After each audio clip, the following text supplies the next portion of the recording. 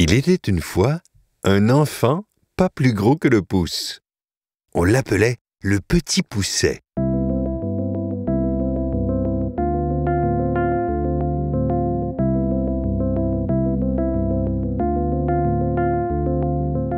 Un jour, ses parents n'eurent plus de quoi le nourrir, lui et ses 6 frères. Et plutôt que de les voir tous mourir de faim, ils décidèrent de les abandonner dans la forêt.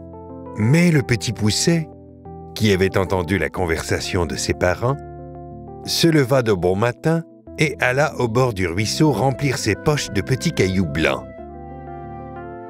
Une fois dans la forêt, il les sema derrière lui et retrouva sans peine le chemin de sa maison.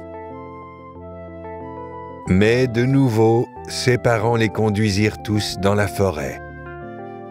Cette fois, le Petit Pousset sema derrière lui des miettes de pain. Comme il aurait mieux fait de semer des cailloux. Les oiseaux mangèrent le pain et il ne retrouva pas son chemin. Les enfants étaient perdus pour de bon. Ils marchèrent longtemps. Tout à coup, ils arrivèrent à une maison. Hélas, c'était celle d'un ogre. « Cachez-vous sous le lit dans la chambre de mes 7 filles, » leur dit l'ogresse. Mais quand l'ogre arriva, il cria « Je sens la chair fraîche !» et il eut au fait de découvrir les 7 frères. L'ogre déclara « Je les mangerai demain pour mon petit déjeuner. » Durant la nuit, le Petit Pousset échangea les bonnets de ses frères et le sien contre les couronnes des filles de l'ogre. Le jour n'était pas encore levé quand l'ogre entra dans la chambre. Il tâtonna dans le noir, toucha 7 bonnets et dévora ses filles.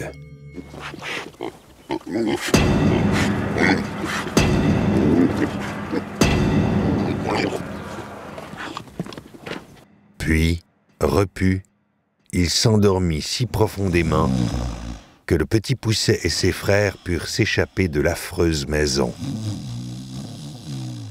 L'ogre s'aperçut bientôt de son erreur. Fou de colère, il partit à la recherche des 7 garçons. Longtemps, il courut dans la campagne de toute la vitesse de ses bottes de 7 lieues. Épuisé du long chemin qu'il avait fait, l'ogre voulut se reposer et s'allongea dans l'herbe. Il se rendormit aussitôt. « Fuyez, mes frères !» chuchota le Petit Pousset qui était caché près de là. Le Petit Pousset s'empara des bottes de l'ogre. Elles étaient magiques et s'ajustèrent à ses pieds.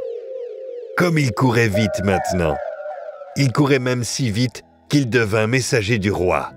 Et tout l'argent qu'il gagna, il le donna à ses parents qui, ainsi, eurent toujours de quoi nourrir leurs autres enfants.